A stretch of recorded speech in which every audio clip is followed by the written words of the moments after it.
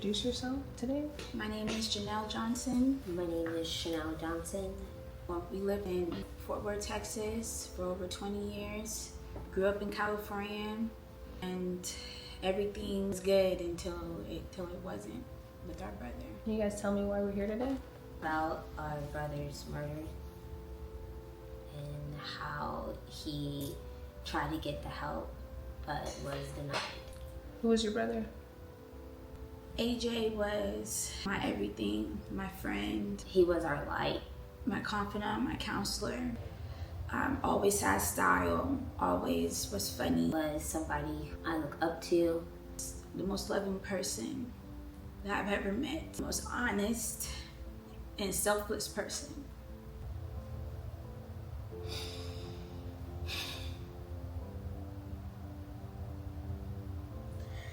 It's just AJ.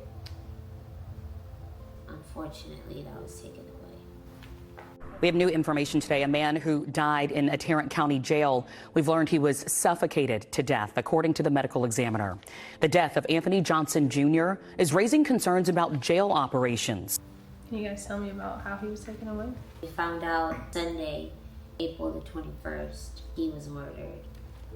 My brother was having a mental episode. He knew something wasn't right, tried to go and get help. We went to the Wellbridge facility. He was denied his visit, saying he wasn't violent enough.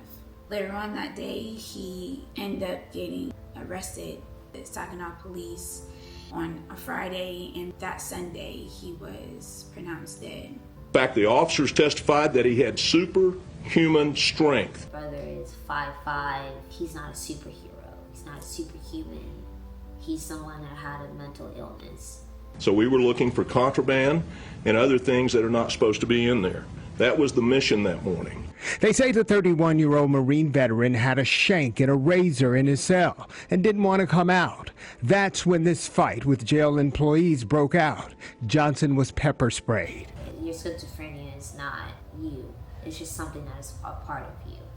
People who don't know how to handle mental illness, it's the reason why he died. Is there any evidence? What the world sees, it only shows Marino sitting on his back. There's a lot more to it than just sitting on his back. Waybourn is keeping that close by hostage because he knows that showing that video basically tarnishes political stand. Had 15 people to handle one person. It's not fair. We have seen people stand up in commissioner's court and accuse us of murdering inmates, accused us of beating inmates, and none of that, it just wasn't true. It was just bad information. It's not fair to the community to know that this is the type of leader that you're choosing to represent. There's a 15-minute long video where it shows my brother leaving his cell. The problem is that they don't want to talk about what was in his cell. They didn't clean his cell. They were searching a cell that was already dirty prior to my brother even going in that cell. So there was really no reason for them to go in the cell. Fight. Waybourn said they pepper sprayed Johnson. You can see an officer putting his knee on Johnson's back, and Johnson says he can't breathe. Can't breathe. He's held down for more than a minute longer. To know that it's not everything, just it's so much more that they don't want you to see. Actually provides way more agony, but also truth. It's hard to see somebody you love just get killed for no reason. We watched him try to fight for his life. It's important people to see how correctional officers treat inmates, how nurses treat inmates, and how the sheriff's office just refuses to take accountability and loves to swear up and down that their facilities are the best. But yet, 65 people have died, 2 every month since January. They just mess with the wrong family. We're not just going to sit there and take the fact that my brother died and how you murdered him.